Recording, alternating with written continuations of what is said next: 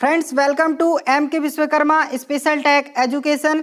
Friends, हम एक series के फॉर्म में वीडियो प्रोवाइड आपको कराएंगे जिसका मेन पर्पस है इसरो के all previous year question paper आपके साथ डिस्कस करना। यहाँ पर हम फिटर, टर्नर और मशीनिस्ट के कैंडिडेट के लिए इसरो के जो भी डिपार्टमेंट हैं जिन्होंने अभी तक जो भी पेपर लिए हैं उन सारे क्वेश्चन पेपर को हम क्लास बाय क्लास डिस्कस करेंगे। दोस्तों, ये जरूरी नहीं है कि ये केवल इसरो के लिए ही आवश्यक है। यह जो सीरीज है सभी टेक्निकल एग्जाम के लिए, अलग अलग डिपार्टमेंट के लिए बहुत इम्पोर्टेंट होगा। और मैं सभी स्टूडेंट्स से रिक्वेस्ट करना चाहूँगा कि ये वीडियो को या पूरी सीरीज़ को अगर आप लोग देख लेते हैं तो डेफिनेटली आप आगे देखेंगे कि आपके टेक्निकल में बहुत ज़्यादा इम्प्रूवमेंट आपको देखने को मिलेगी, क्योंकि यहाँ वर्कशॉप कैलकुलेशन एंड साइंस के क्वेश्चंस भी इंक्लूड हैं जिन्हें हम डीपली डिस्कस करने वाले हैं। तो फ्रेंड्स, इस सीरीज़ को लाइक कर दीजिए, शेयर कर दीजिए और चैनल को अगर आपने सब्सक्राइब नहीं किया है तो सब्सक्राइब भी कर दीजिए ताकि सारी सीरीज़ आप तक अवश्य पहुंच जाए। तो चलिए चलते हैं हम क्वेश्चन पेपर की ओर। जैसा कि ये जो क्वेश्चन पेपर है ये विक्रम साराभाई अंतरिक्ष केंद्र तिरुवनंतपुरम का क्वेश्चन पेपर आपके सामने है, ठीक है, जिसका टाइम ड्यूरेशन है दोस्तों, जिसका टाइम ड्यूरेशन कितना है, 2 आवर है। 2 आवर आपको टाइम ड्यूरेशन दिया गया है। और तिथि की अगर बात की जाए तो 2/6/2019 यानी लेटेस्ट क्वेश्चन पेपर आपके साथ हम डिस्कस कर रहे हैं। अगर बात की जाए अभ्यर्थियों के लिए अनुदेश की यानी इंस्ट्रक्शन ऑफ द कैंडिडेट की, तो हमने यह सारे इंस्ट्रक्शंस अपने पिछले वीडियो में डिस्कस कर चुके हैं। अगर आपने पिछले वीडियो हमारे नहीं देखे हैं तो आप हमारे डिस्क्रिप्शन बॉक्स में जो लिंक दी गई है उस पर जाकर प्रीवियस वीडियो वॉच कर सकते हैं। चलिए हम चलते हैं क्वेश्चन पेपर की ओर। हमारा पहला नंबर का क्वेश्चन है कि शीर्ण चक्र के प्रसाधन का संदर्भ स्थान से है। Dressing of a grinding wheel refers to. Option दिया गया है restoring the cutting action of the wheel, shaping of the wheel, making the wheel concentric with the axis और चेंजिंग द व्हील। तो दोस्तों, जब हम ग्राइंडिंग व्हील की बात करें, ड्रेसिंग की हमें यहाँ दिया गया है कि ग्राइंडिंग व्हील के ड्रेसिंग से आप क्या मतलब ड्रेसिंग कब करते हैं या क्या जानते हैं।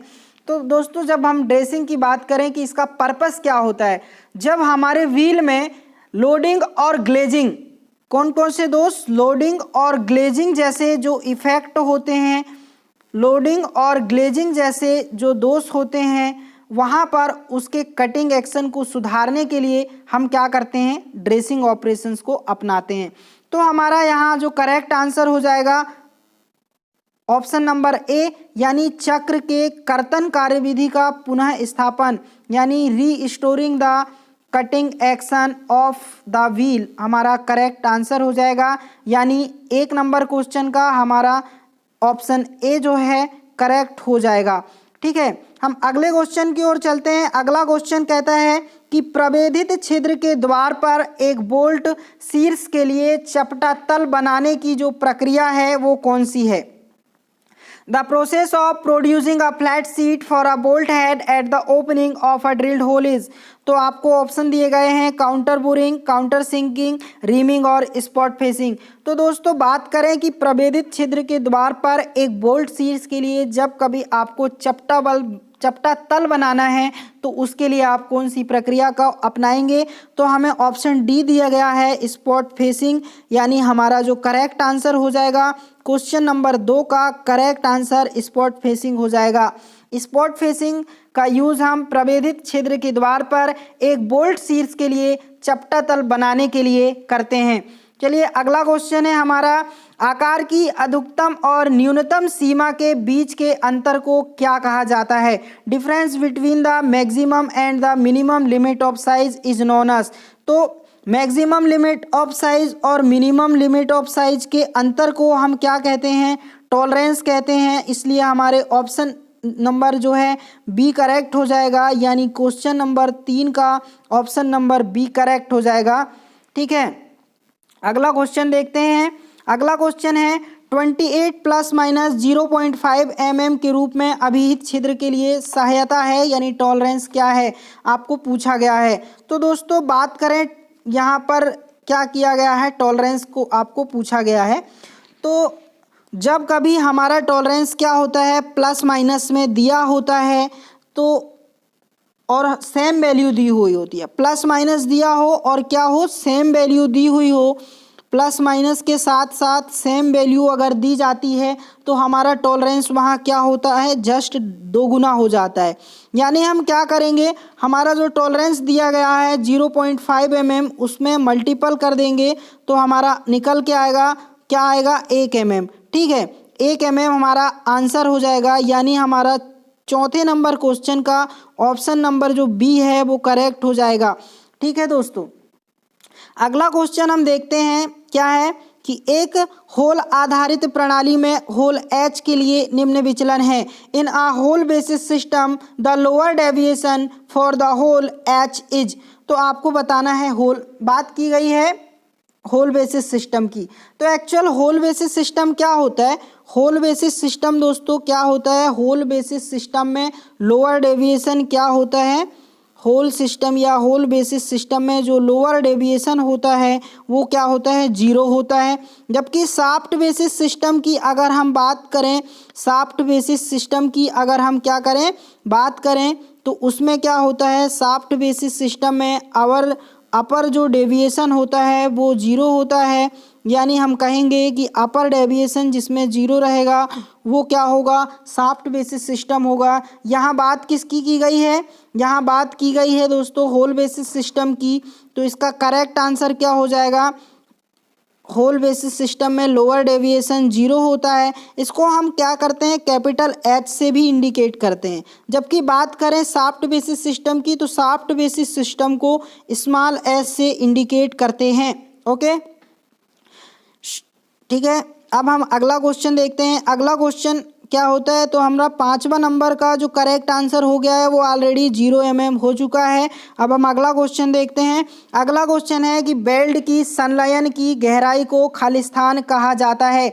The depth of fusion of a weld is known as. तो हमें यहाँ ऑप्शन नंबर ए दिखाई दे रहा है 6वें नंबर क्वेश्चन का, पेनिट्रेशन, यानी वेल्ड के संलयन की गहराई को पेनिट्रेशन कहा जाता है, ये हमारा करेक्ट हो जाएगा। अगला क्वेश्चन हम देखते हैं, पहली 10 प्राकृतिक संख्याओं का फल खालिस्तान है। Sum of first 10 natural numbers is. तो हमारा यहाँ पे जब हम इसको सॉल्व करेंगे तो 55 निकल के आएगा। 7वें नंबर क्वेश्चन का जो आंसर होने वाला है वो 55 होगा। बहुत ही सिंपल क्वेश्चन है, आप सॉल्व करिए। ठीक है, अब हमारा अगला क्वेश्चन देख लेते हैं। अगला क्वेश्चन क्या है कि बेलनाकार बाह्य पृष्ठ पर एक उपकरण को दबाने से उत्पन्न चित्रांश को खालिस्तान कहा जाता है। यानी the operation of producing patterns on cylindrical external surface by pressing a tool is known as. तो दोस्तों क्या होता है, यहाँ पे बात की गई है नर्लिंग की, है ना, नर्लिंग की बात की गई है।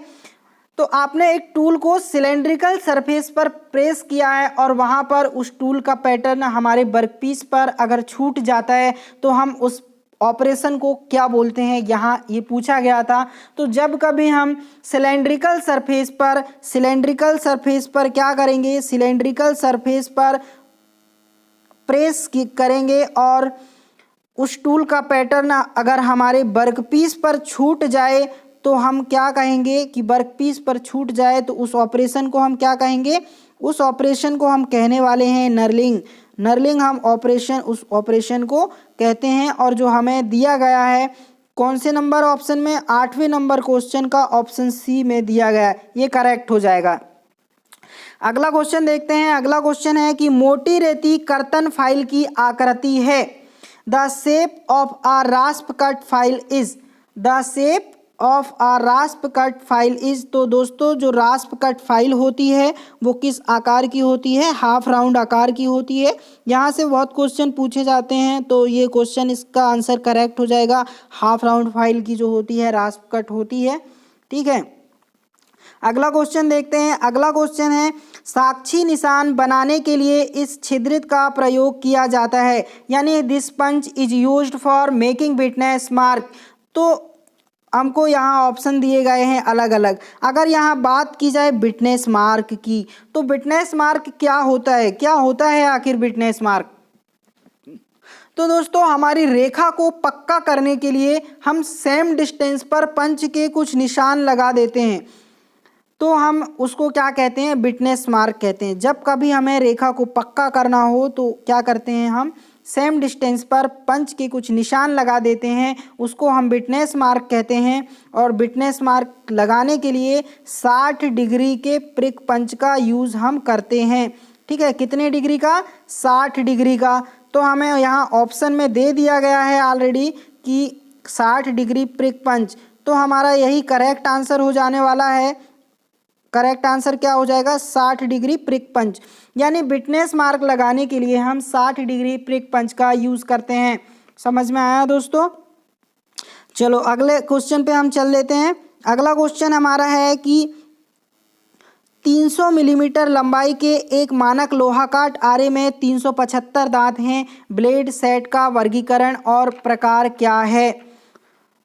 हमें दिया गया है क्या है, 300 mm लंबाई की एक ब्लेड है और उसमें 375 दांतें हैं। आपको बताना है कि ब्लेड सेट का वर्गीकरण और प्रकार क्या है।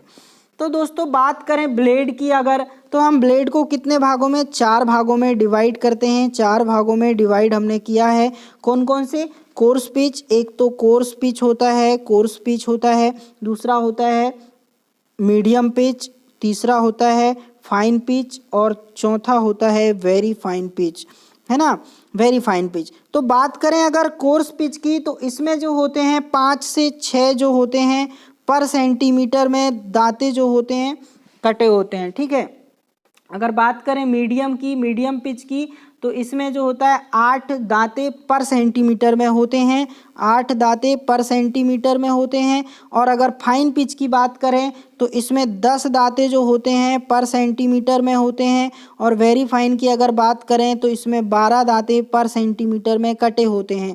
ठीक है, तो अब हमें ये पता चला कि course pitch, medium pitch, fine pitch, very fine pitch में कितने दांते पर सेंटीमीटर में कटे होते हैं।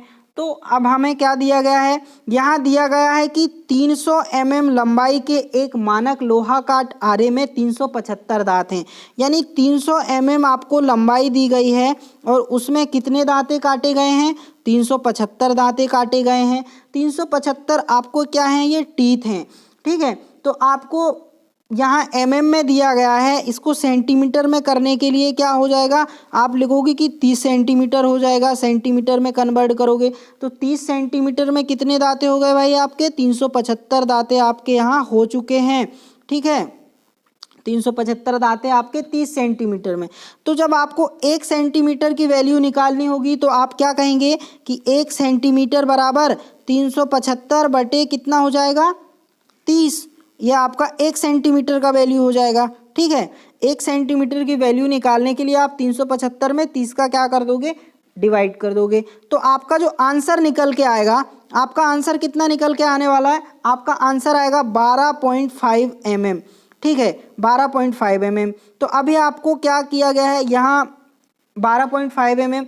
तो आपको बताया गया कि जो वेरी फाइन पिच ब्लेड होती है उसमें 12 दांते प्रति सेंटीमीटर में कटे होते हैं। यानी आपको ये क्लियर हो गया है यहाँ पे कि ये जो दांते हैं, जो ब्लेड है उसका प्रकार कौन सा है, वेरी फाइन ब्लेड है।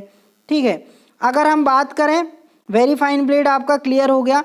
लेकिन यहाँ क्या होता है, आपको ये पता होना चाहिए कि इसमें सेटिंग होती है ब्लेड की। तो ब्लेड की सेटिंग दोस्तों 2 तरह से होती है। 2 तरह से कौन कौन सी, एक स्टैगर्ड सेटिंग होती है, स्टैगर्ड के बाद एक वेब सेटिंग होती है।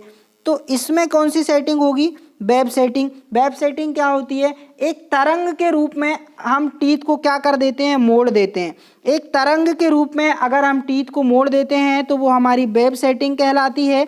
तो हमारा जो है यहाँ पे आंसर क्या निकल के आएगा, आंसर निकल के आएगा 300 मिलीमीटर लंबाई के एक मानक लोहा का आरे में 375 दांत हैं। वह जो ब्लेड है वो कौन सी है, वो जो ब्लेड है फाइन ब्लेड है और वेब सेट इसका सेटिंग है। तो है ना, वेरी फाइन। यहाँ ऑप्शन में किसी में नहीं दिया गया है तो हम फाइन लगाएंगे और वेब सेट इसमें सेटिंग है, ये ऑप्शन करेक्ट हो जाएगा। चलिए अगला क्वेश्चन की ओर चलते हैं। अगला क्वेश्चन क्या कह रहा है? अगला क्वेश्चन कह रहा है कि उच्च वेग इस्पाती प्रवेधन D24 से फास्फर ब्रांच की एक कला वस्तु को काटने के लिए वेग आद्रणन RPM का पता लगाएं। फास्फर ब्रांच के लिए HSS का अधिकतम कर्तन वेग 35 मीटर प्रति मिनट है। तो ठीक है, आपको फाइंड आउट करना है, आपको क्या यहाँ पर आपको फाइंड आउट करना है RPM। ठीक है, आपके 12 नंबर क्वेश्चन में आपको क्या कहा गया है कि आपको RPM फाइंड आउट करना है। ओके, आपको RPM की वैल्यू बतानी है। जहां आपको क्या किया गया है, जहां आपको कटिंग स्पीड दिया गया है, कटिंग स्पीड दिया गया है 35 मीटर प्रति मिनट। ठीक है, 35 मीटर प्रति मिनट दिया गया है और आपको डाया भी दिया गया है 24 mm। आपको डाया भी यहाँ दे दिया गया है। तो आप क्या करेंगे, आप जब कटिंग स्पीड दी गई है, डाया दिया गया है, तो आप क्या करेंगे, RPM का फॉर्मूला लगाएंगे कि RPM बराबर क्या होता है। RPM का फॉर्मूला होता है कटिंग स्पीड गुणित 1000 बटे पाई गुणित D। ठीक है, ये आपका RPM का फॉर्मूला होता है। अब आप इसमें क्या करेंगे, वैल्यू रख देंगे। वैल्यू रखेंगे तो क्या हो जाएगा, कटिंग स्पीड का मान कितना है, 30 है, 30 गुणित 1000 हो जाएगा। 30 गुणित 1000 बटे आपका मान 22/7 पाई का मान हो जाएगा, गुणित D का मान कितना हो जाएगा, D का मान आपको ऑलरेडी 24 दिया हुआ है। तो जब आप इसको सॉल्व करोगे तो कितना निकल के आएगा, जब आप इसको सॉल्व करोगे तो आंसर निकल के आएगा 464। आंसर कितना निकल के आएगा, आंसर निकल के आएगा 464.5, 464.5। ठीक है, आपका ये ऑप्शन है। लेकिन ऑप्शन में आपको ऐसा कहीं दिखाई नहीं दे रहा, तो आप किसके करीब जाएंगे, 400 जो ऑप्शन दिखाई दे रहा है आपको, यहाँ आप जाएंगे। यानी 12 नंबर क्वेश्चन का ऑप्शन ए आपका करेक्ट हो जाएगा। ओके, समझ में आया दोस्तों। चलो अब हम अगले क्वेश्चन में चलते हैं। अगला क्वेश्चन क्या कह रहा है कि 60 डिग्री बिंदु कोण के साथ अगर एक छेनी का नति कोण 39.5 है तो अस्पर्शी कोण कितना होगा। What is the clearance angle if the angle of inclination of a chisel with point angle 60 degree is 39.5 degree. Okay, आपको बताना है कि इंक्लिनेशन एंगल कितना होगा जब इसका वैल्यू इतना दिया गया है। तो हम बात करें इसकी, तो जो होता है इंक्लिनेशन, एक्चुअल क्या होता है, ये आपकी वर्किंग सरफेस होती है और ये आपका क्या होता है, चीजल होता है। चीजल कैसे होगा, चीजल ये ऐसे होगा और ऐसे होगा। ठीक है, ये आपका फिर कटिंग पॉइंट मतलब आपका पॉइंट एंगल हो जाएगा। ये आपकी चीजल है। ठीक है, ये आपकी क्या हो गई, चीजल हो गई, चीजल हो गई है आपकी। ये आपका क्या हो गया, वर्किंग सरफेस, और ये जो हो गया टॉप सरफेस हो गई। तो ये जो होता है कितने डिग्री के एंगल में होता है, 60 डिग्री होता है। ये जो एंगल इसका होता है कितना होता है, 60 डिग्री ये एंगल है ना। और आपको ये क्लियरेंस एंगल यहाँ से यहाँ तक, जो यहाँ से यहाँ तक जो एंगल दिया गया है वो क्लियरेंस एंगल है दोस्तों, है ना। तो क्लियरेंस एंगल आपको दे दिया गया है इसमें कि क्लियरेंस एंगल कितना है, पॉइंट एंगल ऑफ नति कोण दिया गया है, सॉरी, आपको 60 डिग्री बिंदु कोण के साथ अगर एक छेनी का नति कोण 39.5 है तो आपको 39.5 नति कोण दिया गया है ना। 60 डिग्री आपको क्या दिया गया है, ये दिया गया पॉइंट एंगल। तो आप इसका आधा करोगे तो कितना हो जाएगा, 30 हो जाएगा, और 30 है ना। अब आप क्या करेंगे, जो 39 पॉइंट आपको दिया गया है, 39.5 में आप 30 डिग्री घटा दोगे तो आपका कितना निकल के आएगा, 9.5 डिग्री आपका आंसर निकल के आएगा, और जो कि आपको बी नंबर में दिया गया है। तो 13 नंबर का बी जो ऑप्शन हो जाएगा वो करेक्ट हो जाएगा। ठीक है, अभी हम अगला चलते हैं क्वेश्चन में कि बड़े व्यासों के बहुल छिद्रों के प्रवेधन के लिए एक प्रवेधित मशीन का चयन करें।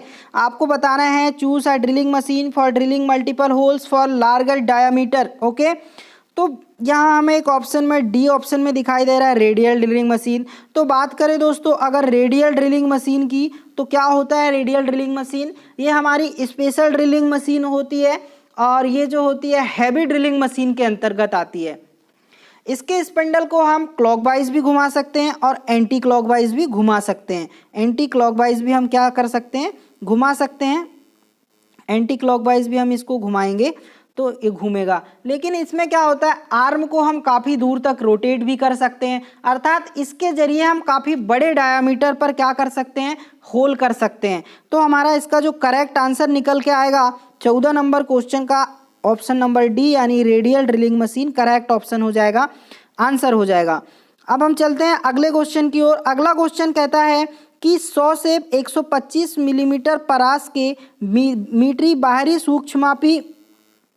बाहरी सूक्ष्ममापी को एक क्षण का व्यास मापने के लिए प्रयुक्त किया जाता है। बैरल अंशांकन 16.5 और दिखाया गया है और बैरल आधार लाइन के अनुरूप अंगुलत्राण अंशांकन 28 था। क्षण का व्यास आपको बताना है।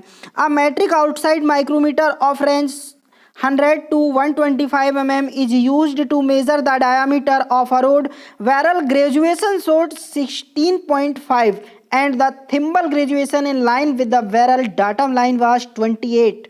What is the diameter of the rod? आपको क्या किया गया है, रॉड का डायामीटर पूछा गया है, आपको बताना है कि रॉड का डायामीटर कितना होता है।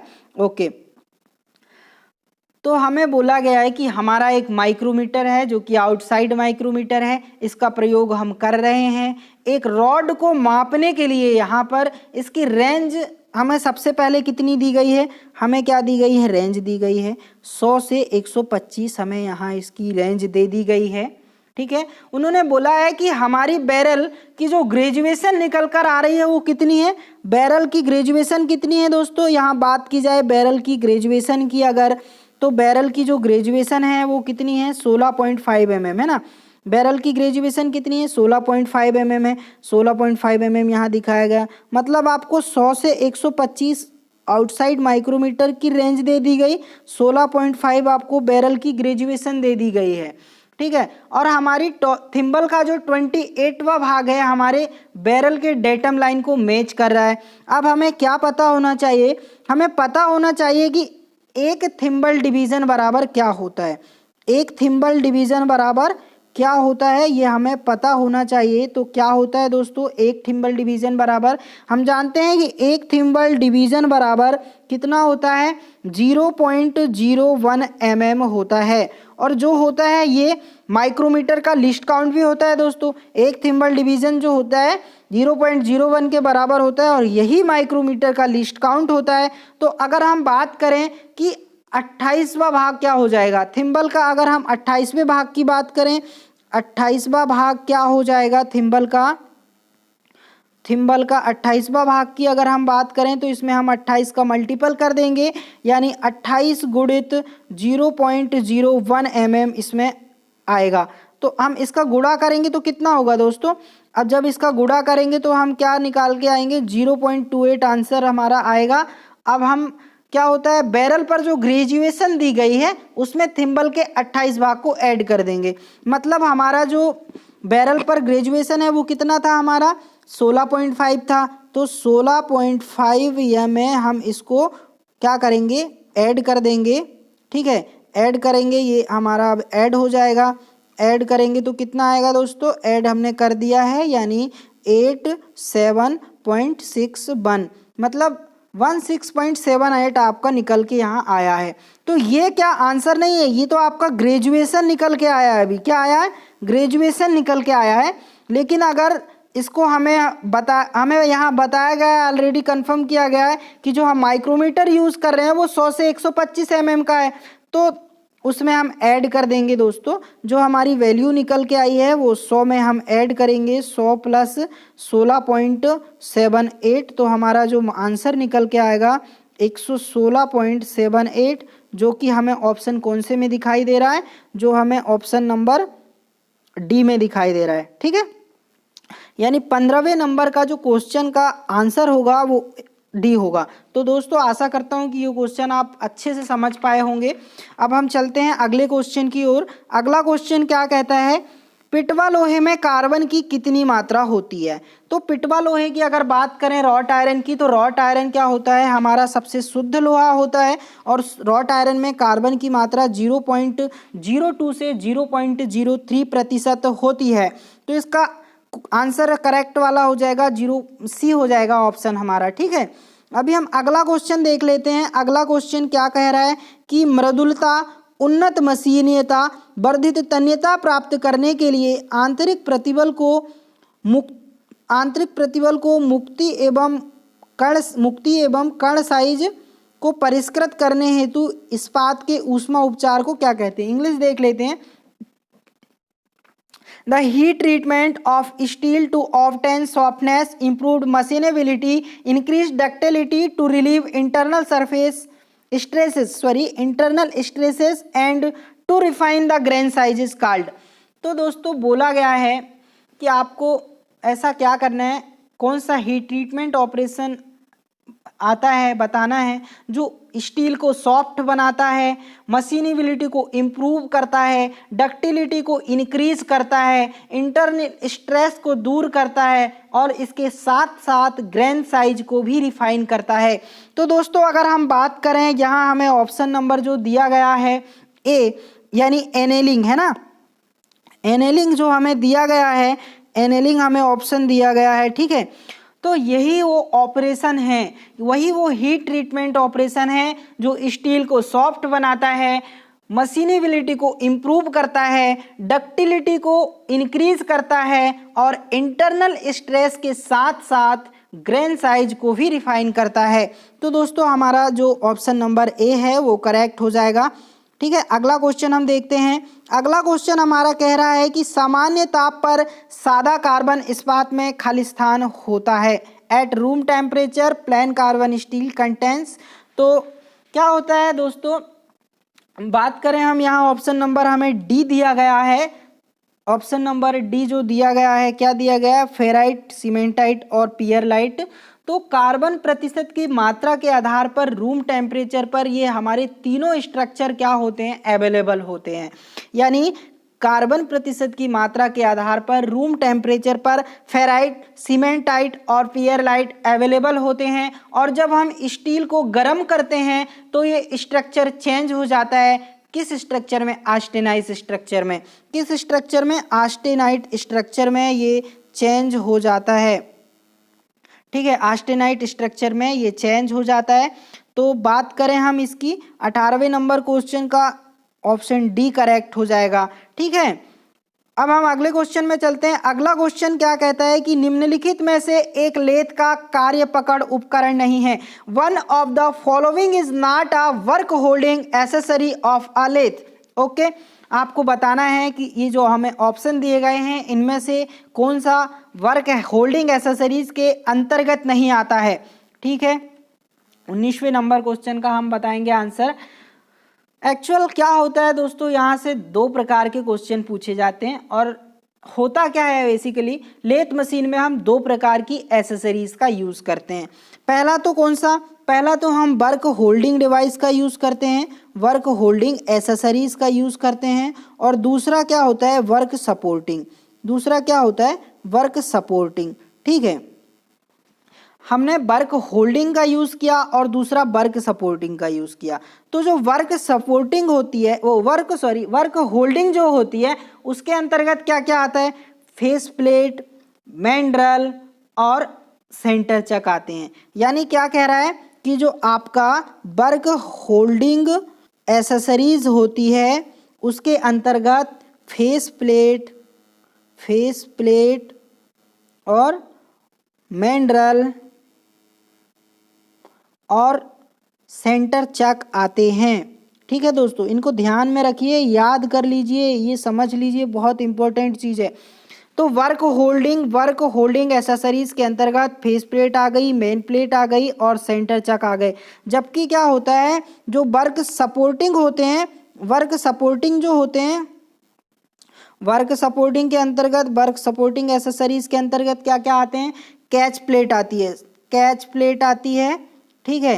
कैच प्लेट के बाद क्या आता है, ड्राइविंग प्लेट आती है, ड्राइविंग प्लेट भी आती है इसके अंतर्गत, ठीक है। ड्राइविंग प्लेट के साथ साथ आल सेंटर्स आते हैं। आल सेंटर्स जो होते हैं जो हम लेथ मशीन में यूज़ करते हैं वो आते हैं। स्टडी भी इसके अंतर्गत आती है, ठीक है। तो हमारा वर्क सपोर्टिंग था ये। तो दोस्तों हमें यहाँ क्वेश्चन में क्या पूछा गया है 19वें नंबर में कि ऐसा आपको बताना है कि कौन सा वर्क होल्डिंग एसेसरीज नहीं है। तो हम बात करेंगे, यहाँ हमें कैच प्लेट दिया गया है, ये वर्क होल्डिंग के अंतर्गत नहीं आता बल्कि ये किसके अंतर्गत आता है, वर्क सपोर्टिंग के अंतर्गत आता है, यानी ऑप्शन नंबर सी करेक्ट हो जाएगा हमारा। ठीक है, अब अगले क्वेश्चन को देखेंगे। अगला क्वेश्चन कह रहा है कि वर्तन के दौरान निम्नलिखित में से कौन चिप ज्यामिति को नियंत्रित करता है। Which of the following controls the chip geometry while turning. Relief angle, approach angle, rack angle या क्लियरेंस एंगल। तो दोस्तों यहाँ हम बात करें, हमें ऑप्शन नंबर सी में दिया गया है रैक एंगल, है ना। रैक एंगल क्या करता है, चिप्स के फ्लो को कंट्रोल करता है, चिप्स के फ्लो को कंट्रोल करता है, चिप्स के फ्लो को कंट्रोल करता है। ठीक है, या चिप्स के बहाव को नियंत्रित करता है। तो हम क्या कहेंगे, चिप्स के बहाव को नियंत्रित करता है, इसे हम रैक एंगल कहते हैं, यानी हमारा ऑप्शन नंबर क्या हो जाएगा, 20 का सी करेक्ट हो जाएगा। ठीक है, अगला क्वेश्चन देखते हैं। अगला क्वेश्चन है 30H7G6 के रूप में अभिहित फिट कौन सा है। तो ये हमको पहले हम डिस्कस कर चुके हैं, ये जो है हमारा क्लियरेंस फिट हो जाएगा, यानी 21 का ए नंबर हमारा क्लियर हो जाएगा। ठीक है, क्लियरेंस फिट हो जाएगा। अगला क्वेश्चन देखते हैं। अगला क्वेश्चन है कि अगर छिद्र का आकार 25 प्लस 0.000 स्लैश प्लस 0.021 और कूपक आकार 25 प्लस 0.022 स्लैश प्लस 035 है, तो न्यूनतम व्यतिकरण आपको बताना है। आपको क्या किया गया है, होल साइज दिया गया है और शाफ्ट का साइज दिया गया है, इसमें आपको मिनिमम इंटरफेस बताना है, इंटरफेरेंस बताना है। तो दोस्तों जब कभी आपको मिनिमम इंटरफेरेंस बताना हो तो आप क्या कहेंगे कि मिनिमम इंटरफेरेंस बताने के लिए आप क्या करते हैं, मिनिमम शाफ्ट साइज में से, मिनिमम शाफ्ट के साइज में से आप क्या करते हैं, माइनस कर देते हैं मैक्सिमम होल के साइज को। ठीक है, आपको ये ध्यान रखना है कि जब कभी आपको मिनिमम इंटरफेरेंस की वैल्यू बताना हो तो आप मिनिमम शाफ्ट में से मैक्सिमम होल को माइनस कर देते हैं। तो माइनस करेंगे तो क्या आएगा, आपको वैल्यू दी गई है मिनिमम शाफ्ट साइज की 25.022 माइनस 0.021, ये आपको वैल्यू दी गई है दोस्तों, है ना, आपको इतनी वैल्यू आपको दे दी गई है। ठीक है, तो यहाँ क्या करेंगे आप, यहाँ जब इसको माइनस करेंगे तो आपका क्या निकल के आएगा, 0.001 mm आपका निकल के आएगा। जब आप ये आपको ऑप्शन में दिख रहा है क्या, ऑप्शन नंबर बी जो हो जाएगा, यानी करेक्ट हो जाएगा। ठीक है, तो दोस्तों आशा करता हूँ ये क्वेश्चन आपको अच्छे से समझ में आया होगा। अगला क्वेश्चन देखते हैं। अगला क्वेश्चन देखते हैं, गैस कर्तन प्रचालन में उत्पन्न कर्तन की चौड़ाई को खालिस्तान कहा जाता है, यानी the width of cut produced in gas cutting operation is known as. तो आपको गैस कर्तन प्रचालन में उत्पन्न जो कर्तन की चौड़ाई होती है उसको ड्रैग कहते हैं, यानी 23 नंबर का हमारा ड्रैग यानी कर्षण करेक्ट आंसर हो जाएगा। अगला क्वेश्चन देखते हैं 24वां नंबर का, कि वेल्डिंग परिणामित्र को खालिस्तान में परिवर्तित करने के लिए प्रयुक्त किया जाता है। A welding transformer is used to convert the. तो दोस्तों बात करें अगर हम यहाँ ट्रांसफार्मर की, कि ट्रांसफार्मर का यूज़ हम क्यों करते हैं, ट्रांसफार्मर का यूज़ हम क्यों करते हैं, तो ट्रांसफार्मर को क्या करते हैं हम, एसी मेन सप्लाई को, जो एसी मेन सप्लाई होती है उसको हम एसी वेल्डिंग सप्लाई में कन्वर्ट करने के लिए, एसी वेल्डिंग सप्लाई में कन्वर्ट करने के लिए यूज़ करते हैं। ठीक है, तो ट्रांसफार्मर का यूज़ एसी मेन सप्लाई से एसी वेल्डिंग सप्लाई में कन्वर्ट करने के लिए करते हैं। तो हमारा क्या हो जाएगा, ऑप्शन यही हो जाएगा कि a welding transformer is used to convert the, क्या हो जाएगा ऑप्शन एसी मुख्य सप्लाई को एसी वेल्डिंग सप्लाई के लिए। 24 नंबर का डी मतलब सी करेक्ट हो जाएगा, 24 नंबर का सी करेक्ट होगा। ठीक है, AC main supply into AC welding supply वाला। चलिए अगला क्वेश्चन देखते हैं। अगला क्वेश्चन कह रहा है कि फाइल का संकीर्ण एवं पतला भाग जिसे हत्थे के साथ जोड़ा जाता है उसे क्या कहते हैं। तो उसे आप क्या कहेंगे, उसे आप दोस्तों टैंग कहते हैं, टैंग कहते हैं ना। हमें ऑप्शन में किस में दिख रहा है, टैंग सी दिख रहा है, यानी सी करेक्ट हो जाएगा 25वें नंबर का। तो टैंग क्या होता है दोस्तों, जो टैंग होता है ना, ये रेती का पतला और संकरा भाग होता है, पतला और संकरा भाग होता है जो कि हैंडल में फिट होता है। तो इसे हम क्या करते हैं, हार्ड और टेम्पर नहीं करते। ध्यान रखने योग्य बात है कि जो टैंक होता है उसको हम क्या करते हैं, हार्ड एंड टेम्पर्ड नहीं करते। ओके, अब हम ऑप्शन नंबर जो सी है इसका यानी करेक्ट हो जाएगा 25 का कि टैंक हो जाएगा। ठीक है, अब हमारा अगला क्वेश्चन कहता है कि फाइल में निम्नलिखित भागों में से कौन सा भाग कठोरीकृत एवं पाइत नहीं है। Which of the following part in file is not hardened and tempered. आपको बताना है। देखिए हमने अब भी डिस्कस किया है जस्ट पिछले क्वेश्चन में, तो इसका करेक्ट आंसर क्या हो जाएगा, आप टैंक को हार्ड नहीं करते। क्यों नहीं करते आखिर आप टैंक को हार्ड? तो दोस्तों क्या होता है, जब हम हैंडल में क्या करते हैं, फिट करते हैं, जब हम हैंडल को फाइल में फिट करते हैं तो इसमें क्या होता है, इम्पैक्ट फोर्स लगाते हैं, है ना, इम्पैक्ट फोर्स लगाते हैं। और अगर हम इसको हार्ड करेंगे तो ये हार्ड करेंगे तो क्या हो जाएगा, ब्रिटल हो जाएगा। और जब कभी आप ब्रिटल मटेरियल पर इम्पैक्ट फोर्स लगाएंगे तो क्या होगा, वो तो टूट ही जाएगा। इसलिए हम क्या करते हैं, इसको हार्ड और टेम्पर नहीं करते। ओके, क्लियर हुआ। चलो अगला क्वेश्चन है हमारा, यानी 26वां नंबर का हमारा ऑप्शन सी करेक्ट हो चुका है। 26 का ऑप्शन सी करेक्ट हो चुका है। अगला क्वेश्चन है कि निम्नलिखित में परोक्ष कोण मापन उपकरण का उदाहरण कौन सा है। Which of the following is an example of indirect angle measuring tool. तो दोस्तों बात करें इनडायरेक्ट मेजरिंग टूल की, तो यहाँ हमें ऑप्शन दिया गया है bevel protector, bevel gauge, combination set, marking table, है ना। बेवल प्रोटेक्टर कौन सा है, बेवल प्रोटेक्टर जो है हमारा डायरेक्ट मेजरिंग टूल है, bevel gauge indirect measuring tool है, combination set direct measuring tool है। जो मार्किंग टेबल दी गई है ये कोई मतलब डायरेक्ट इनडायरेक्ट मेजरिंग टूल नहीं है, इसमें हम जॉब को रखकर क्या करते हैं, मार्किंग करने का काम करते हैं। तो दोस्तों यहाँ हमारा ऑप्शन कौन सा करेक्ट हो जाने वाला है, हमारा जो 27वां नंबर का क्वेश्चन है उसका बेवल गेज करेक्ट आंसर हो जाएगा कि ये इनडायरेक्ट एंगल मेजरिंग टूल है। ओके,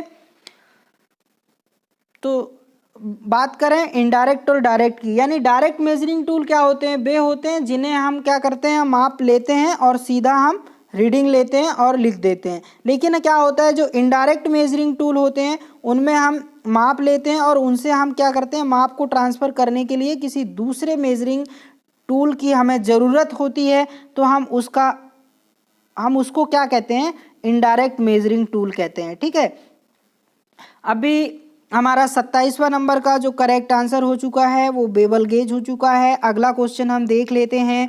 अगला क्वेश्चन कहता है कि 3 अनभिन्नत सिक्कों को उछाला जाता है, अधिकतम 2 चित्त मिलने की संभावना कितनी है। तो दोस्तों यहाँ जो क्वेश्चन है वो प्रोबेबिलिटी से पूछा गया और उसकी प्रोबेबिलिटी जो होती है 3/8 हो जाएगी जब इसको आप सॉल्व करेंगे। ठीक है, देखते हैं अगला क्वेश्चन क्या है।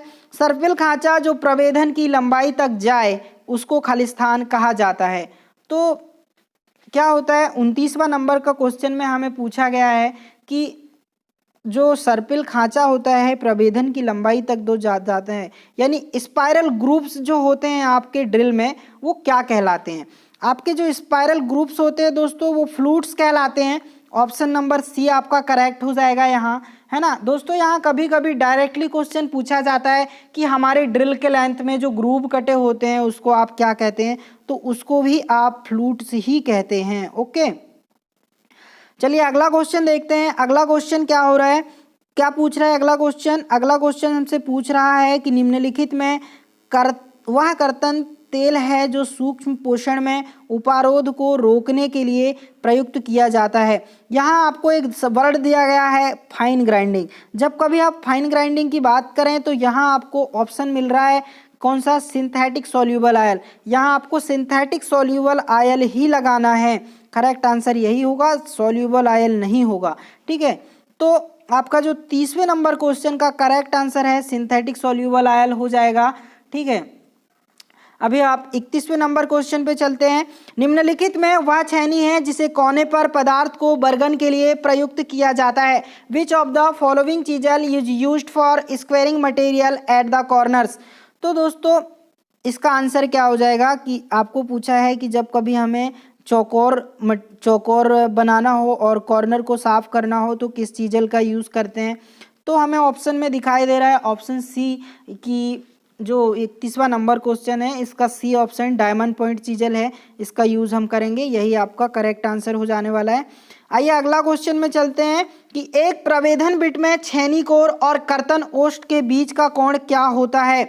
In a drill bit the angle between the chisel edge and the cutting lip is known as. तो आप क्या कहते हैं कि कौन सा चीजल एज और कटिंग लिप के बीच का जो कोण होता है उसको आप वेब एंगल कहते हैं, और इस वेब एंगल का दूसरा नाम दोस्तों क्या होता है, चीजल एज एंगल होता है। वेब एंगल का दूसरा नाम ही चीजल एज एंगल है। ओके, क्लियर हुआ। चलिए अगले क्वेश्चन पे चलते हैं। अगला क्वेश्चन है कि 1 डिग्री में खालिस्तान होते हैं, 1 डिग्री में 60 मिनट होते हैं। बहुत ही सिंपल क्वेश्चन, 1 डिग्री में 60 मिनट। अगला क्वेश्चन है अगर शंकु का आयतन 1000 π/3 और व्यास 20 मिलीमीटर है तो उसकी ऊंचाई कितनी है। आपको दिया गया है शंकु का आयतन और व्यास भी दे दिया गया है, तो उसकी आपको हाइट बताना है कि हाइट कितनी है। ओके, तो दोस्तों यहाँ हाइट अगर आपको बताना है क्वेश्चन में सॉल्व करने के लिए आप क्या करेंगे, शंकु का आयतन का फॉर्मूला लगाएंगे। शंकु का आयतन का फॉर्मूला क्या होता है, आयतन का फॉर्मूला होता है 1/3 πr²h। ये शंकु का आयतन का फॉर्मूला होता है। आपको इसकी वैल्यू दे दी गई है, कितने के बराबर है ये, 1000 π/3 के आपके ये बराबर है। तो दोस्तों क्या हो जाएगा, π/3 से π/3 तो कट जाएगा, ठीक है, ये तो कट जाएगा π/3 से। अब बचा r² h बराबर 1000। तो r आपको यहाँ डायामीटर भी दिया है, ध्यान रखने वाली बात है ये, यहाँ आपको डायामीटर दिया है, ठीक है। डायामीटर कितना दिया है आपको, डायामीटर दिया है 20 mm। तो आपका रेडियस कितना हो जाएगा, 10 mm हो जाएगा ना। तो 10 mm दिया है तो क्या होगा, 10 mm दिया है तो क्या हो जाएगा, आप r की वैल्यू रख दो। आप r की वैल्यू रखोगे तो क्या हो जाएगा, r² यानी 10 का स्क्वायर h बराबर कितना, 1000, ठीक है। तो आपका 10 का स्क्वायर कितना हो जाएगा, 100h हो जाएगा। तो 100h बराबर अगर आप 1000 रखोगे तो 2 शून्य से 2 शून्य कट जाएंगे, यानी आपकी जो h की वैल्यू निकल के आएगी रियल में वो कितनी आएगी, 10 निकल के आएगी। और ये आपको ऑप्शन ए में दिया गया है, यानी ये करेक्ट आंसर है। चलिए अगले क्वेश्चन की ओर चलते हैं। मशीन उपकरण के अग्रक पैंच में प्रयुक्त चूड़ी का प्रकार खालिस्तान है। The type of thread used in lead screw of machine tools is. तो बटरेस थ्रेड है, वी थ्रेड है, शॉर्ट टूथ थ्रेड है या ट्रेपेजॉइडल थ्रेड है, आपको बताना है। तो दोस्तों बात करें, यहाँ हमें एक ऑप्शन में दिया गया है ट्रेपेजॉइडल थ्रेड, ठीक है। ये क्या होता है, इसकी इंगेजमेंट और डिसएंगेजमेंट, जो इंगेजमेंट होती है इसकी और डिसएंगेजमेंट होती है, ये बहुत ही आसान होती है ना। इसका जो रीज़न क्या है कि इसका क्रेस्ट, अभी इसका रीज़न क्या होता है बताते हैं। इसका जो क्रेस्ट होता है ना वो बहुत कम चौड़ा होता है, ये क्रेस्ट कम चौड़ा होता है, क्रेस्ट क्या होता है, कम चौड़ा होता है, और जो रूट होता है वो क्या होता है, ज़्यादा चौड़ा होता है। यानी ये किस फॉर्म में आपको देखने को मिलेगी, ये ऐसे देखने को आपको मिल जाएगी, ठीक है। ये क्रेस्ट कम चौड़ा होगा, रूट ज़्यादा चौड़ा होगा, क्रेस्ट कम चौड़ा होगा, रूट चौड़ा ज़्यादा हो जाएगा, फिर इसी प्रकार ये आपको देखने को मिलेगी, ठीक है।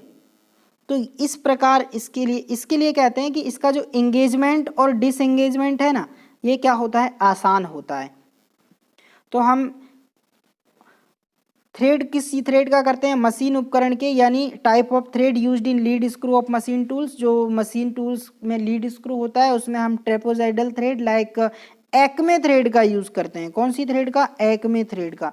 तो यहाँ हमारा जो करेक्ट आंसर हो जाएगा अभी ऑप्शन में समलंब चूड़ी यानी ट्रेपेजॉइडल थ्रेड हो जाएगा, ठीक है। अगला क्वेश्चन देख लेते हैं। प्रथम टेप, द्वितीय टेप और तलीय टेप में के खालिस्तान में अंतर है। The first tape, second tape and bottoming tape differ in their. तो आपको बताना है कि फर्स्ट टेप, सेकंड टेप और बॉटमिंग टेप में किस चीज़ में अंतर होता है। तो आपको ध्यान होना चाहिए कि हम पिछले क्वेश्चन पेपर में पढ़ चुके हैं कि जो टेपर लीड होती है उसमें क्या होता है, अंतर होता है, यानी 36वां नंबर का ऑप्शन सी करेक्ट हो जाएगा। अगला क्वेश्चन देखते हैं। अगला क्वेश्चन है कि अगला क्वेश्चन क्या है, अगला क्वेश्चन है कि निम्नलिखित में से किसे एक मत्स्य पश्च फाइल कहा जाता है। दोस्तों ये क्वेश्चन स्टैंडर्ड फाइल से पूछा गया है और ये क्वेश्चन वही कैंडिडेट सही करेगा जिन्होंने डीपली अध्ययन किया है। तो बात करते हैं हम फिशबैक फाइल की। तो जो फिशबैक फाइल होती है हम क्रॉसिंग फाइल को फिशबैक फाइल कहते हैं, ठीक है। डी ऑप्शन हमारा करेक्ट हो जाएगा, क्रॉसिंग फाइल को हम फिशबैक फाइल कहते हैं, ठीक है। अगला क्वेश्चन देखते हैं। अगला क्वेश्चन है चादरी धातु कार्मिक की निहाई को खालिस्तान कहा जाता है। A sheet metal workers anvil is known as, a sheet metal workers anvil is known as. तो जो एनविल होता है वो किसको कहते हैं आप, स्टैक को कहते हैं या हैमर को कहते हैं या चीजल को कहते हैं या स्निप को कहते हैं। तो दोस्तों करेक्ट आंसर इसका हो जाएगा स्टैक को आप क्या करते हैं, एक शीट मेटल वर्कर एनविल को स्टैक भी कहता है, ओके।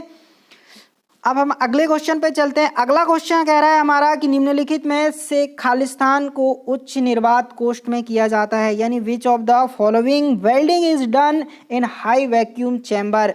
तो बात करें यहाँ हमें ऑप्शन में दिखाई दे रहा है ए नंबर का, यानी इलेक्ट्रॉन बीम वेल्डिंग हम हाई वैक्यूम चैम्बर में करते हैं, ओके। ये क्वेश्चन इंपॉर्टेंट है, ये एग्जाम में आता है। चलते हैं अगले क्वेश्चन की ओर। अगला क्वेश्चन कह रहा है कि कर्तन कोर पर कर्तन बिंदु के शीर्ष फलक तथा सामान्य 90 डिग्री कार्य सतह के बीच का कोण क्या कहलाता है, ठीक है। 40वें नंबर का क्वेश्चन है कि angle between the top face of cutting point and normal 90 degree to the work surface at the cutting edge. तो दोस्तों बात करें आप टॉप एज की, है ना, रैक एंगल को हम पहले मतलब एंगल को हम तो पहले डिस्कस कर चुके हैं। अगर हम बात करें टॉप फेस की, टॉप फेस में क्या होता है, टॉप फेस में मतलब रैक एंगल में टॉप फेस या टॉप एज और वर्किंग सरफेस, यहाँ बात करेंगे टॉप किसकी, टॉप एज की, है ना। टॉप एज है और वर्किंग सरफेस है, तो उसके बीच का जो एंगल होता है वो कौन सा एंगल होता है, रैक एंगल होता है। टॉप एज और कौन सी सरफेस, वर्किंग सरफेस। जो वर्किंग सरफेस होती है उसके बीच का एंगल कौन सा होता है, उसके बीच का एंगल जो निकल के आता है वो रैक एंगल होता है। जबकि क्या होता है, बॉटम एज, है ना, बॉटम एज और वर्किंग सरफेस, जो वर्किंग सरफेस है उसका जो एंगल है वो कौन सा होता है, वो क्लियरेंस एंगल होता है, ठीक है, क्लियरेंस एंगल होता है। तो यह आपको ध्यान में रखना है। हम ऑप्शन में मतलब क्वेश्चन में क्या पूछा गया कि angle between the top face, तो टॉप फेस के बारे में पूछा गया तो सीधा आपको 40 का ए दे देना है आंसर, है ना, 40 का ए दे देना है, यानी आप रैक एंगल इसको आप बुलाते हैं। अगला क्वेश्चन है tool chatter is caused by, यानी औजार चैटर के कारण होता है। तो चैटर की अगर बात करें इसका पर्पस क्या होता है, या तो वाइब्रेट होती है मशीन, या मशीन वाइब्रेट करेगी या टूल चैट वाइब्रेट करेगा, तो उसको हम चैटर कहते हैं, है ना। तो टूल चैटर की बात करें तो इसका जो करेक्ट आंसर है यहाँ ऑप्शन के अकॉर्डिंग हो जाएगा ए नंबर हो जाएगा, यानी स्मॉलर क्लियरेंस एंगल। इसके कारण क्या करता है, टूल चैटरिंग करता है। अब हम यहाँ दो चीज़ डिस्कस करेंगे। एक तो क्या होता है स्मॉलर अगर क्लियरेंस एंगल हो, स्मॉलर या स्मॉल क्लियरेंस एंगल हो, तो क्या होता है, जब कभी स्मॉल क्लियरेंस एंगल होगा तो क्या होगा, फ्रिक्शन होगा, और जब फ्रिक्शन होगा तो आपका जो टूल है वो कंफर्म ही क्या करेगा, चैटरिंग करेगा, है ना। तो इसका ऑप्शन नंबर ए जो है यहाँ तो करेक्ट हो जाएगा 41वां नंबर का, कि जो चैटर है स्मॉलर क्लियरेंस एंगल के कारण होता है। लेकिन हम बात करें अगर एक्सेसिव, ऑप्शन नंबर बी की, एक्सेसिव क्लियरेंस एंगल होता है तो क्या होता है, तो जब आप टूल की कटिंग करते हैं और वहाँ या मतलब जब आपका जो टूल होता है वहाँ एक्सेसिव क्लियरेंस एंगल होता है, तो वहाँ पे क्या होता है, टूल का कटिंग पॉइंट कमज़ोर हो जाएगा, है ना। ध्यान रखने बात यह है कि जो टूल का कटिंग पॉइंट है वो क्या हो जाता है, वीक हो जाता है। टूल का कटिंग पॉइंट वीक हो जाता है, ठीक है, जब कभी आपका एक्सेसिव रहे, और स्मॉल रहे तो क्या होगा, फ्रिक्शन होगा। आशा करता हूँ ये क्वेश्चन भी आपका क्लियर हुआ होगा। अगला क्वेश्चन हम देखते हैं। तो हमने ऑलरेडी इसका 41वें नंबर क्वेश्चन का ऑप्शन ए करेक्ट हो गया। अगला क्वेश्चन देखते हैं, उच्च कार्बन इस्पातों को मशीनित करने के लिए खालिस्तान युक्त औजारों का प्रयोग करना चाहिए, ठीक है। तो दोस्तों जो बात करें हाई कार्बन स्टील की, कि जब कभी हमें मशीनिंग करनी हो तो हम किसका यूज़ करते हैं, जनरली कार्बाइड टूल का यूज़ करते हैं ना। जनरली हम कार्बाइड टूल का यूज़ करते हैं जब हमें ये हाई कार्बन स्टील की मशीनिंग करनी हो। तो कार्बाइड टूल में क्या दिया जाता है, कार्बाइड टूल में जनरली हम नेगेटिव रेक एंगल देते हैं। कौन सा रेक एंगल देते हैं, नेगेटिव रेक एंगल, है ना, नेगेटिव रेक एंगल देते हैं। और ये हमें ऑप्शन में दिया गया है ऑलरेडी, यानी 42वें नंबर क्वेश्चन का क्या हो जाएगा, ऑप्शन डी करेक्ट हो जाएगा, नेगेटिव रेक एंगल। ठीक है, अगला क्वेश्चन देखते हैं। अगला क्वेश्चन हमको डिफरेंशियल से पूछा गया है, डिफरेंशियल से। तो इसे आप सॉल्व करके हमारे कमेंट बॉक्स में इसका जवाब दीजिए ताकि हम सभी को बता सकें, क्योंकि अभी हमने इसको सॉल्व नहीं किया है। ठीक है, अगला क्वेश्चन हम देख लेते हैं। अगर अगला क्वेश्चन क्या कहता है, अगला क्वेश्चन कह रहा है कि अगर जो है मृदु इस्पात का अभिस्तावित कर्तन वेग 20 मीटर प्रति सेकंड है तो 20 मिलीमीटर प्रवेधन की बिट के लिए अपेक्षित घूर्णन वेग आरपीएम कितना होगा। तो दोस्तों कुल मिला के यहाँ आपको क्वेश्चन में क्या किया गया है, आरपीएम पूछा गया है कि वास्तव में आरपीएम को बताइए आप कितना होगा। तो यहाँ एक चीज़ हमने नोट किया, इंग्लिश में क्वेश्चन पढ़ेंगे। If the recommended cutting speed of mild steel is 20 metre प्रति मिनट। तो यहाँ आप देख रहे होंगे मीटर प्रति मिनट में दिया है और यहाँ मीटर प्रति सेकंड में दिया है। तो आपको ये वाला इंग्लिश वाला सही मान के हल करना है ना।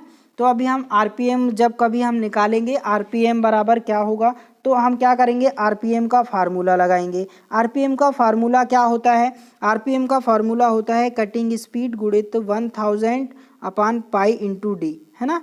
ये आपका आरपीएम का फार्मूला होता है। और जब आप इसको इसमें वैल्यू रख के, ये वैल्यू रख के सॉल्व करेंगे तो आपका वैल्यू कितना आएगा निकल के, आपका वैल्यू 2100 करीब आएगा। तो 2100 आपका इसमें दिया गया है, इसलिए ये करेक्ट आंसर हो जाएगा। अगला क्वेश्चन सॉल्व करते हैं। साक्षी निशानों के लिए प्रयुक्त प्रिक पंचित्र का कोण खालिस्तान है, यानी the angle of the prick punch used for witness mark is. तो इसका हमने पहले विटनेस मार्क का डिस्कस कर लिए हैं, प्रिक पंच 60 डिग्री का भी डिस्कस कर चुके हैं। तो इसका करेक्ट आंसर हम बताएंगे 45 का बी नंबर, यानी 60 डिग्री करेक्ट आंसर हो जाएगा। अगला क्वेश्चन देखते हैं। अगला क्वेश्चन है कि व्यावर्त प्रवेधन में कुंडलिनी कोण खालिस्तान निर्धारित करता है। Helix angle in twist drill determine the. तो हेलिक्स एंगल किसको डिटरमाइन करता है, तो जो हेलिक्स एंगल होता है दोस्तों वो हमेशा किसको, रैक एंगल को डिटरमाइन करता है ना। तो इसका करेक्ट आंसर क्या हो जाएगा, रैक एंगल। ठीक है, कि हेलिक्स एंगल ट्विस्ट ड्रिल में रैक एंगल को डिटरमाइन करता है। तो अगली बात करें हम अगले क्वेश्चन की। अगला क्वेश्चन कहता है कि वर्तन संक्रिया के लिए अगर तर्कु का वेग 128 आरपीएम है और छड़ का व्यास 25 मिलीमीटर है तो कर्तन वेग कितना है। For a turning operation if the spindle speed is 128 RPM and the diameter of the rod is 25 mm, what is the cutting speed. आपको इसकी कटिंग स्पीड बतानी है। ठीक है, तो यहाँ पर कटिंग स्पीड को आपको फाइंड आउट करना है। कटिंग स्पीड आपको बताना है कितनी है। आप जानते हैं कि कटिंग स्पीड का फॉर्मूला क्या होता है, कटिंग स्पीड का फॉर्मूला होता है v बराबर पाई गुणित डी गुणित एन, स्मॉल एन होता है। ठीक है, पाई गुणित डी गुणित एन बटे 1000 ये होता है ना। तो अभी क्या करेंगे, आप यहाँ वैल्यू रखेंगे, वैल्यू रखेंगे तो पाई का मान कितना रखेंगे, पाई का मान रख दीजिए 3.14।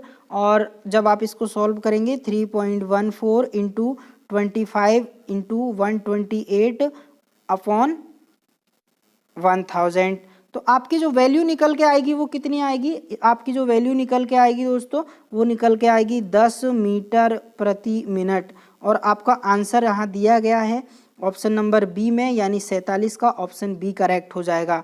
ठीक है, समझ में आ गया होगा आपको। अगला क्वेश्चन देखते हैं। अगला क्वेश्चन है कि टेपर बर्तन और सन छिंद्रण के लिए Khalistan for taper turning and boring. तो आपको टेपर टर्निंग करना है और बोरिंग करना है, तो आप क्या करेंगे। तो दोस्तों जब कभी आपको ऑपरेशन कोई सा भी हो लेथ मशीन में, कभी भी टूल को सेंटर हाइट के नीचे या ऊपर सेट नहीं करना है। ये आपका सेंटर है, ये अप है, ये डाउन है। इसमें सेंटर के सेंटर में ही करना है, ना ऊपर करना है ना नीचे करना है सेट, ठीक है। यानी हमेशा आपको एग्जैक्टली क्या करना है, सेंटर पे ही टूल को सेट करना है, ठीक है। ये बात आपको ध्यान रखना है। तो यहाँ हमारा ऑप्शन हो जाएगा सी नंबर का करेक्ट हो जाएगा, 48 नंबर का, यानी the tool should be set exactly at the centre, C number का करेक्ट हो जाएगा, ठीक। अगला क्वेश्चन देख लेते हैं। अगला क्वेश्चन क्या कहता है कि छोटी टेपर कोण वाली लंबी टेपरों के बर्तन के लिए प्रयुक्त टेपर बर्तन का तरीका खालिस्तान है, यानी for turning lengthy tapers with a small taper angle the method of taper turning employed is. तो दोस्तों 49 क्वेश्चन में एक्चुअल हमने प्रीवियस वीडियो में भी ये क्लियर किया था कि दो प्रकार के टेपर होते हैं। पहला कौन सा, एक तो स्टीप टेपर होता है ना, स्टीप टेपर, और दूसरा होता है कौन सा हमारा लॉन्ग टेपर। अगर बात की जाए स्टीप टेपर की तो इसमें हम कंपाउंड स्लाइड मेथड का यूज़ करते हैं। कौन सी मेथड का, कंपाउंड स्लाइड मेथड का यूज़ करते हैं। जबकि बात करें लॉन्ग की तो लॉन्ग के लिए हम यूज़ करते हैं कौन सी, लॉन्ग के लिए हम ऑफसेटिंग का यूज़ करते हैं, ऑफसेटिंग द टेल स्टॉक, है ना। तो ऑफसेटिंग द टेल स्टॉक हमें यहाँ ऑप्शन में दिया गया है। ऑफसेटिंग द टेल स्टॉक हमें 49 नंबर क्वेश्चन में ऑप्शन नंबर ए में ही दिया गया है कि हम जो है स्टीप ये लॉन्ग टेपर के लिए ऑफसेटिंग द टेल स्टॉक का यूज़ करते हैं। करेक्ट हो जाएगा ऑप्शन ए। अगला क्वेश्चन देख लेते हैं। अगला क्वेश्चन क्या कह रहा है कि समान कर्तन वेग के लिए छोटे व्यास वाले प्रभेदनों की तुलना में बड़े व्यास वाले प्रभेदनों का आरपीएम क्या होगा। तो दोस्तों आपको बताना है कि for the same cutting speed larger diameter drills will have RPM compared to smaller diameter drills, higher होगा, सेम होगा, लेजर होगा या none of the above. Okay, तो आपको यहाँ एक बात का ध्यान रखना है कि एक ड्रिल है, ठीक है, ड्रिल का डाया है और क्या है, एक आरपीएम है, डाया है और आरपीएम है। ये हमेशा क्या होते हैं, एक दूसरे के अपोजिट होते हैं, अपोजिट यानी व्युत्क्रमानुपाती होते हैं, ठीक है, अपोजिट यानी व्युत्क्रमानुपाती होते हैं। क्या होता है, जब कभी आपका डाया बढ़ेगा तो आपका आरपीएम क्या होगा, घट जाएगा, यानी डाया इंक्रीज होगा तो आरपीएम डिक्रीज होगा, और जब कभी आपका डायामीटर डिक्रीज होगा तो आपका आरपीएम क्या हो जाएगा, इंक्रीज हो जाएगा, ठीक है। दोनों एक दूसरे के व्युत्क्रमानुपाती होते हैं, इसलिए आपस में चेंज होते रहते हैं, आपस में चेंज होते हैं, ये बात आपको ध्यान में रखना है। तो आपका यहाँ पूछा गया है कि बड़े व्यास वाले प्रभेदनों की तुलना में आरपीएम क्या हो जाएगा, लेजर हो जाएगा, यानी 50 का हमारा सी ऑप्शन करेक्ट हो जाएगा, ठीक है। ये क्वेश्चन क्या होता है, अलग अलग तरीकों से बहुत सारे एग्जामों में पूछा जाता है, आपको क्लियर होना चाहिए। अगला क्वेश्चन देखते हैं हम। अगला क्वेश्चन क्या है कि एक एक्मी थ्रेड के पार्श्वों के बीच का कोण कितना होता है। तो दोस्तों एक्मी थ्रेड की बात करें तो इसका 29 डिग्री होता है, आपको भी पता है। चलिए अभी क्वेश्चन देख लेते हैं। एक बाह्य सूक्ष्ममापी का न्यूनतम गलनांक 0.01 mm है, सूक्ष्ममापी का परास 75 से 100 mm तक है, बैरल पाठ्यांक 15.50 है और 10वां अनुगस्ताना अंशांकन बैरल आधार लाइन के संपात है, पाठ्यांकन आपको बताना है। तो आपको वही हमने जो प्रीवियस क्वेश्चन सॉल्व किया है ये वैसा ही है। हमें यहाँ क्या दिया गया है, यहाँ 15.5 है बैरल का पाठ्यांक दे दिया गया है, ठीक है। हम जानते हैं कि एक डिवीज़न की वैल्यू कितनी होती है, एक थिम्बल डिवीज़न की वैल्यू कितनी होती है, एक थिम्बल डिवीज़न की वैल्यू कितनी होती है, एक थिम्बल डिवीज़न की वैल्यू जो होती है 0.01 mm होती है। तो इसी प्रकार जो 10 थिम्बल डिवीज़न यहाँ हमें दिया गया है, 10वां भाग है ना, 10वां भाग दिया गया है 10 थिम्बल डिवीज़न, 10 थिम्बल डिवीज़न है ना। तो 10 थिम्बल डिवीज़न के वैल्यू क्या हो जाएगी, 10 थिम्बल डिवीज़न की वैल्यू हो जाएगी 0.10 हो जाएगी, है ना। तो हम क्या करेंगे, जो बैरल का पाठ्यांक दिया गया है हमें, बैरल का पाठ्यांक 15.50 दिया गया है और हमारा जो थिम्बल डिवीज़न 10 की रीडिंग आई है 0.10, हम इसको ऐड कर देंगे, ये ऐड करेंगे तो 15.60 आएगा, है ना, 15.60 आ जाएगा। हमको ऑप्शन में ये दिया गया है, हमारा ऑप्शन में ए में दिया गया है ये, है ना, ऑप्शन ए में हमें दिया गया है, ऑप्शन ए में हमें दिया गया है यानी 52 नंबर क्वेश्चन का ए नंबर करेक्ट हो जाएगा। लेकिन हमें ध्यान देना यहाँ ये है कि यहाँ 75 से 100 इसकी रेंज भी दी गई है दोस्तों, है ना। तो हमारा ये करेक्ट आंसर नहीं होने वाला यहाँ। अगर आपको यहाँ रेंज नहीं दी होती तो ये आपका करेक्ट आंसर है, लेकिन यहाँ आपको क्या हुआ है, रेंज दी गई है। तो यहाँ पर आप क्या करने वाले हैं, यहाँ पर आपको पता होना चाहिए रेंज कितनी दी गई है, 75 से 100 तो 75 से 100 दी गई, यानी आपका जो 15.60 निकल के आया है, 60 निकल के आया है, इसमें आप 75 ऐड करने वाले हैं। और जब आप ऐड करेंगे तो क्या होगा, इसका वैल्यू जो है आपका करीब निकल के आएगा 90.60 निकल के आएगा। और ये आपके कोई भी ऑप्शन में नहीं दिया गया है, यानी ऑप्शन ए इनकरेक्ट है, ऑप्शन बी इनकरेक्ट है, ऑप्शन सी इनकरेक्ट है, ऑप्शन डी इनकरेक्ट है। तो 52 नंबर क्वेश्चन के चारों विकल्प क्या हैं, गलत हैं, यानी आपका सही जवाब क्या होगा, 90.60 होगा। तो आपका ये क्वेश्चन सही है, लेकिन आंसर इसके सही नहीं है, ठीक है। तो या तो इसरो इस क्वेश्चन को रिमूव करेगा या आपको बोनस अंक मिलेंगे। अब हम चलते हैं अगले क्वेश्चन की ओर। अगला क्वेश्चन हमारा क्या कह रहा है कि आरी दंत थ्रेड में थ्रेड का रूप है, the form of thread in a sawtooth thread is. तो यहाँ हमको एक सी नंबर का ऑप्शन दिखाई दे रहा है, सी 53 नंबर क्वेश्चन का सी नहीं बी नंबर हमें दिखाई दे रहा है कि एक पक्ष में 3 डिग्री की और दूसरे पक्ष में 30 डिग्री की आनति होती है ना, इंक्लिनेशन होता है। तो हमारा ये करेक्ट हो जाएगा। कभी कभी यहाँ 45 डिग्री भी आपको पूछ लेता है या दे देता है। अगले क्वेश्चन में चलते हैं। अगला क्वेश्चन हमारा कहता है कि टेपर पिन रीमर में टेपर है, तो टेपर पिन रीमर में कितने का टेपर होता है, 150 का टेपर होता है, इसलिए आपको बी ऑप्शन करेक्ट हो जाएगा, ठीक है। अगला क्वेश्चन चलते हैं। अगला क्वेश्चन है कि 12 मिलीमीटर व्यास के रीमर से मृदु इस्पात पर एक छिद्र बनाना है। अगर अवमाप 0.3 मिलीमीटर और अति आमाप 0.05 मिलीमीटर है तो रीमिंग से पहले छिद्र प्रवेधन के लिए प्रवेधन का व्यास कितना होगा। आपको कुल मिला के यहाँ क्या किया गया है, आपको रीमर ड्रिल साइज का मान बताना है। आपको रीमर ड्रिल साइज निकालना है। आपको 12 mm की रीमर को चलाना है, कितने mm के, 12 mm की रीमर को आपको चलाना है। उसके लिए आपको क्या करना पड़ेगा, उसके लिए आपको ड्रिल तो करना ही पड़ेगा। ड्रिल करना पड़ेगा तो वही कि ड्रिल होल का जो साइज होगा वो आप कैसे सिलेक्ट करेंगे, ये आपको क्वेश्चन में पूछा गया है। तो एक्चुअल होता क्या है, आपको पता होना चाहिए कि रीमर ड्रिल साइज का फॉर्मूला क्या होता है। रीमर ड्रिल साइज का फॉर्मूला होता है reamer size minus under size plus over size, ठीक है। वैल्यू रख देना है। रीमर ड्रिल साइज बराबर निकल के आएगा, हमको 12 mm का रीमर दिया गया है, माइनस अंडर साइज हमें दिया गया है 0.3 mm, प्लस ओवर साइज हमको दिया है 0.05 mm। ये सब क्वेश्चन में दिया गया हमको, ठीक है, 0.05 mm। तो अब हम क्या करेंगे, इसको सॉल्व करेंगे तो क्या आएगा, इसको सॉल्व करेंगे तो अगला हमारा आएगा 12 माइनस 0.35, तो हमारा निकल के आएगा 11.65। और ये हमको ऑप्शन में दिया गया है, यानी हमारा जो ऑप्शन नंबर ए हो जाएगा करेक्ट हो जाएगा, ठीक है।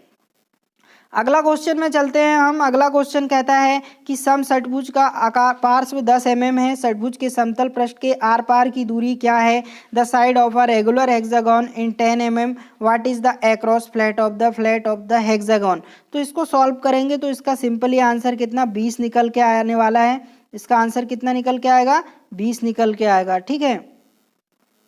अगला क्वेश्चन देखते हैं। अगला क्वेश्चन है कि तप्त जल में एनोडित भागों को निमज्जित करने की प्रक्रिया को आप क्या कहते हैं। तो दोस्तों यहाँ क्या बताना है कि जो तप्त जल है उसमें एनोडित भाग को निमज्जित, यानी the process of dipping anodized part in hot water is known as, तो उसको हम क्या कहते हैं, उसको हम सीलिंग कहते हैं, सीलिंग कहते हैं। इसके कैसे परिभाषित करते हैं कि आपके जो एनोडाइज्ड पार्ट हैं उनको एनोडाइजिंग के प्रोसेस के बाद या एनोडीकरण के प्रोसेस के बाद गर्म पानी में डुबो कर रखते हैं। उस गर्म पानी में डुबोने की प्रोसेस को हम क्या कहते हैं? सीलिंग कहते हैं। एक्चुअली होता क्या है, जो हमारे एनोडीकृत पार्ट होते हैं उनको जंग लगने का खतरा होता है, इसलिए हम उन्हें गर्म पानी में डुबो देते हैं और कुछ घंटे के लिए ही हम उन्हें डुबोते हैं। तो उस प्रोसेस को हम क्या कहते हैं? सीलिंग कहते हैं, और यही हमारा करेक्ट आंसर हो जाएगा। चलते हैं अगला क्वेश्चन में। अगला क्वेश्चन कह रहा है कि निम्नलिखित में से कौन सा एक अकार्बनिक विलेपन का उदाहरण है? ओके, अकार्बनिक विलेपन का उदाहरण हमें ऑप्शन नंबर डी में दिखाई दे रहा है। 58 का जो जिंक क्रोमेट प्राइमर है, ये इनऑर्गेनिक कोटिंग का एग्जाम्पल है। अगला क्वेश्चन देखते हैं। अगला क्वेश्चन है कि पदार्थों में पराश्रव्य परीक्षण खलिस्तान निर्धारण के लिए किया जाता है।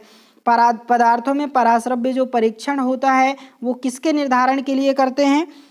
तो इसका जो आंसर होगा क्रैक बिलो द सरफेस। तो बात करें दोस्तों अल्ट्रासोनिक टेस्टिंग की। अल्ट्रासोनिक टेस्टिंग में क्या होता है एक्चुअल, इसमें हम क्रैक्स को फाइंड आउट करते हैं। जो वेल्डिंग करते हैं लोग, उसके क्रैक्स को, अगर उसमें जो होल होते हैं छोटे छोटे, उसको अगर हमें जानना होता है बिलो होल को, तो हम अल्ट्रासोनिक टेस्टिंग करते हैं।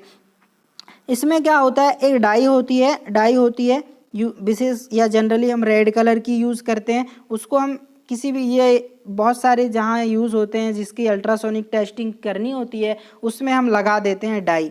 ठीक है, डाई जनरली रेड कलर की लगा देते हैं।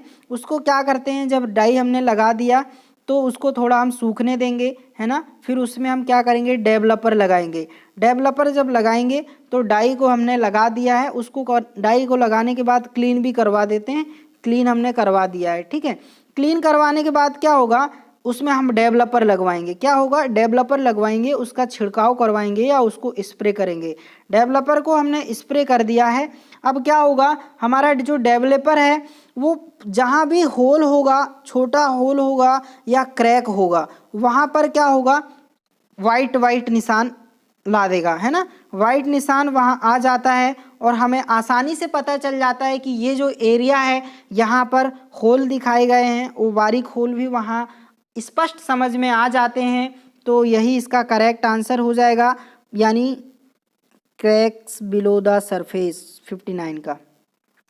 अगला क्वेश्चन है, हीरक के बाद उपलब्ध सबसे कठोर टूल पदार्थ है। The hardest tool material available next to diameter is. तो हीरक के बाद सबसे कठोर पदार्थ की अगर बात करें दोस्तों, तो वो क्यूबिक एक बोरान नाइट्राइड होता है, यानी हमारा ऑप्शन डी करेक्ट हो जाएगा 60 का। अगला क्वेश्चन देख लेते हैं, जब टूल को केंद्र से नीचे सेट किया जाए तो क्या होगा? When a tool is set below the centre. तो जब हम टूल को सेंटर से नीचे सेट करते हैं, एक्चुअल क्या है, ये आपका टूल है, ठीक है, और ये आपका सेंटर है, ठीक है। सेंटर के ऊपर और सेंटर के नीचे, जब कभी आप टूल को सेंटर के अबोव सेट करोगे, अबोव यानी ऊपर सेट करोगे, तो आपका जो टॉप रैक एंगल होता है वो क्या होगा, टॉप रैक एंगल बढ़ जाएगा। जबकि जो clearance angle, front clearance angle होगा, टॉप रैक एंगल क्या हो गया, बढ़ गया है, और जो फ्रंट क्लियरेंस एंगल है, फ्रंट क्लियरेंस एंगल क्या हो जाएगा, घट जाएगा। यहाँ आपको ध्यान देने योग्य बात यह है कि आपका ये टूल है, जब कभी आप इस टूल को सेंटर हाइट से ऊपर यानी अबोव सेट करते हैं तो आपके टॉप रैक एंगल का मान बढ़ जाता है और फ्रंट क्लियरेंस एंगल का मान घट जाता है।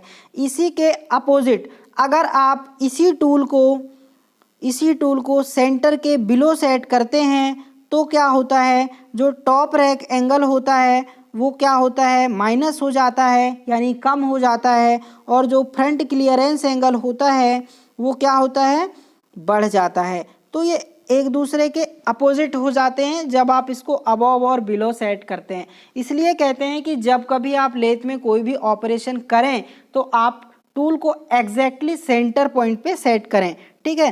तो आपने समझा कि जब हम कभी टूल को सेंटर हाइट से अबोव सेट करते हैं तो टॉप रैक एंगल बढ़ जाता है और फ्रंट क्लियरेंस एंगल कम हो जाता है। जबकि जब कभी हम टूल को विलो सेट करें, सेंटर से विलो सेट करें तो टॉप रैक एंगल माइनस हो जाता है और फ्रंट क्लियरेंस एंगल बढ़ जाता है। तो दोस्तों आशा करता हूं कि ये क्वेश्चन आपको अच्छे से समझ में आया होगा। तो हमारा क्या होगा, 61 नंबर का जो करेक्ट आंसर हो जाएगा बी हो जाएगा, यानी टॉप रैक एंगल डिक्रीज होगा इस पोजिशन में, है ना।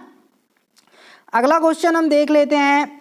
एक गोलक का पृष्ठीय क्षेत्रफल 400 पाई mm² है, इसका व्यास कितना होगा। तो आपको यहाँ बताना है गोले का पृष्ठीय का क्षेत्रफल। तो आपको सूत्र पता होना चाहिए। गोलक का पृष्ठीय क्षेत्रफल का सूत्र क्या होता है, 4πr²। 4π² के बराबर आपको दे दी गई है वैल्यू 400 mm²।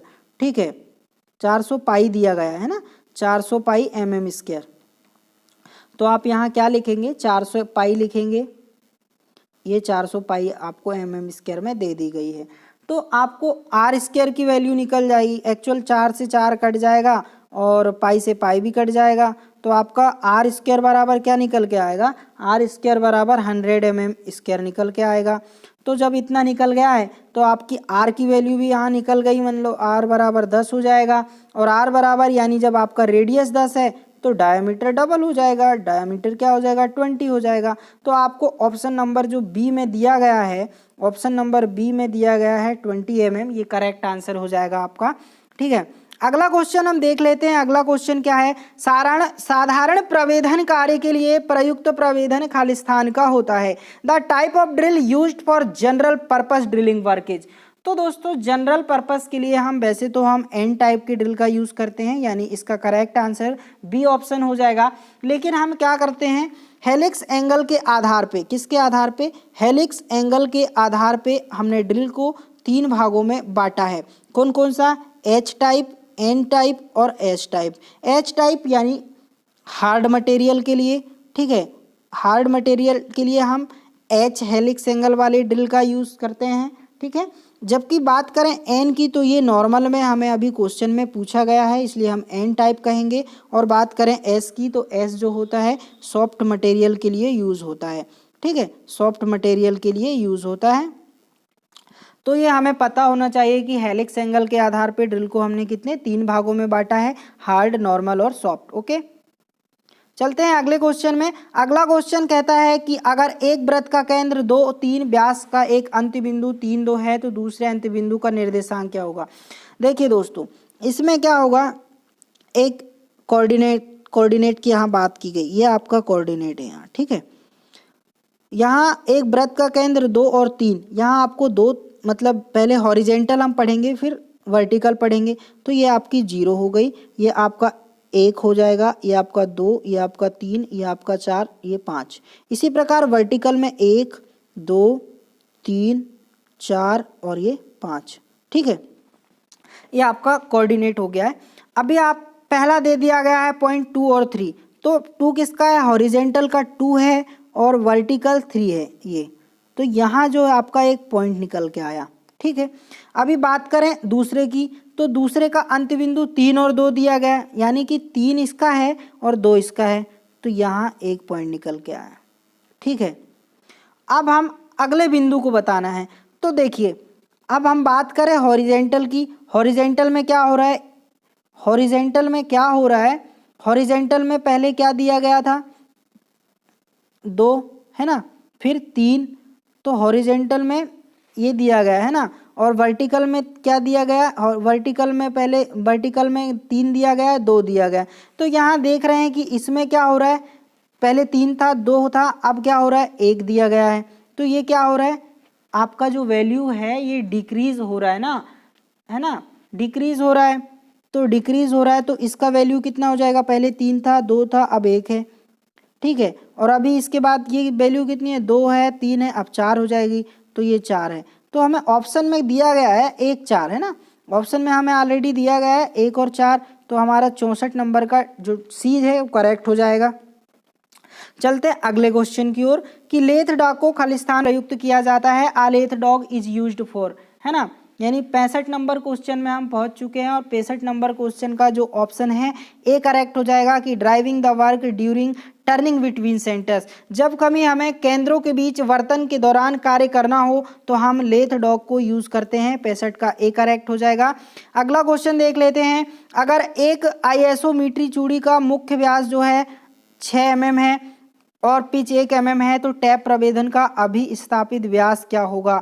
यानी इसमें क्या करेंगे हम, जो आइसोमेट्रिक थ्रेड का डायामीटर है 6 mm, उसमें से पिच को घटा देंगे तो कितना आएगा, 5 mm निकल के आएगा।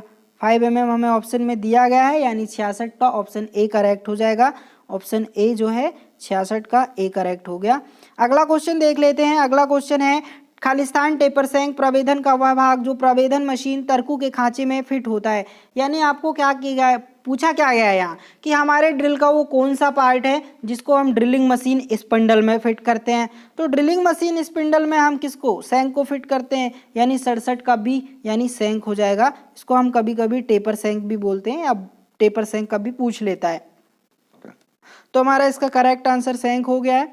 हम अगला क्वेश्चन देखते हैं। अगला क्वेश्चन है लंबाई की एसआई यूनिट। तो लंबाई की एसआई यूनिट दोस्तों क्या होती है, लंबाई की एसआई यूनिट मीटर होती है। ये करेक्ट हो गया। अगला क्वेश्चन देखते हैं। इंजीनियरिंग इस्पात रूल का अल्पतमांक कितना है। तो इसका अल्पतमांक हो जाएगा आपका 0.5 mm। बहुत इंपॉर्टेंट क्वेश्चन है। अगला क्वेश्चन देखते हैं। मृदु इस्पात का विशिष्ट घनत्व। तो ये हमने प्रीवियस वीडियो में आपसे डिस्कस किया था। आपने अगर वीडियो नहीं देखा है तो आप हमारे डिस्क्रिप्शन बॉक्स में जाके प्लेलिस्ट में ये वीडियो वॉच कर सकते हैं। मतलब हमारा 70 का जो करेक्ट है 7.8 हो जाएगा। अगला क्वेश्चन हम देखते हैं। धातु की प्रघात और संघट्ट को सहने की क्षमता को खालिस्तान, ये धातु को संघट्ट को सहने की क्षमता खालिस्तान के कारण है। तो ये जो है चरमलता यानी टफनेस के कारण होगी। एक्चुअल क्या होता है, 71 का पूछा क्या गया है कि ऐसी कौन सी प्रॉपर्टी है जो शॉक और इम्पैक्ट फोर्स को सहन कर सकती है।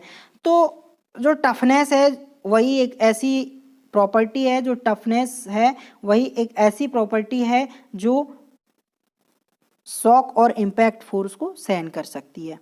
ठीक है। अगला क्वेश्चन हम देख लेते हैं। अगला क्वेश्चन है। एक साधारण उद्देश्य वेधन बिट का बिंदु कोण कितना होता है।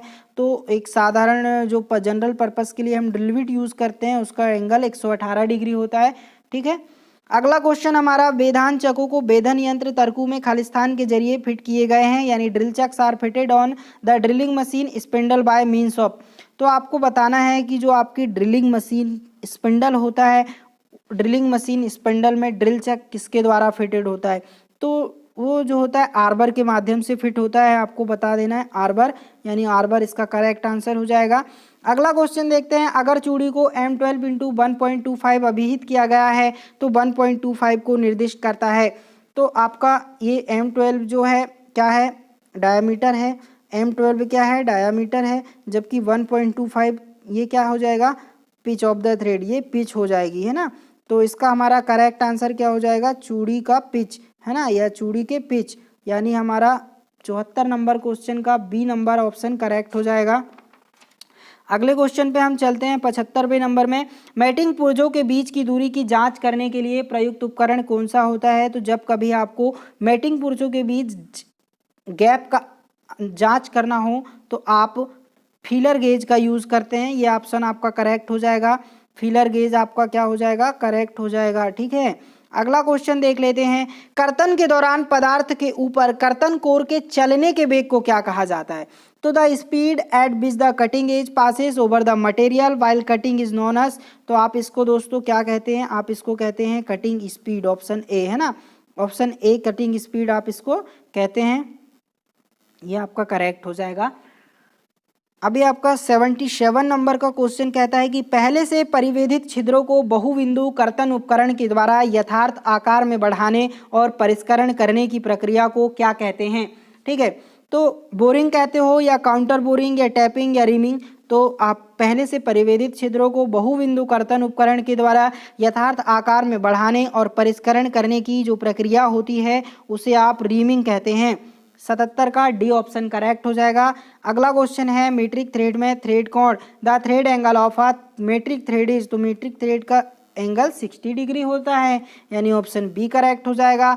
अगला क्वेश्चन है बाह्य चूड़ी के कर्तन के लिए प्रयुक्त उपकरण को खलिस्तान कहा जाता है, तो बाह्य चूड़ी यानी the tool used to cut external thread is known as, तो जब कभी आपको एक्सटर्नल थ्रेड काटना हो तो आप किसका यूज करते हैं, डाई का यूज करते हैं। मतलब एक्सटर्नल थ्रेड के लिए आप डाई का यूज करते हैं, लेकिन इंटरनल थ्रेड की अगर बात की जाए तो वहां आप टैप का यूज करते हैं। ठीक है, अगला क्वेश्चन देखते हैं। अगला क्वेश्चन है एक हस्त टैप के शंख में 3 वलय अंकित हैं, तो वह एक क्या है। The shank of a hand tap has 3 rings marked on then it is a first tap, bottoming tap, taper tap या इंटरमीडिएट टेप।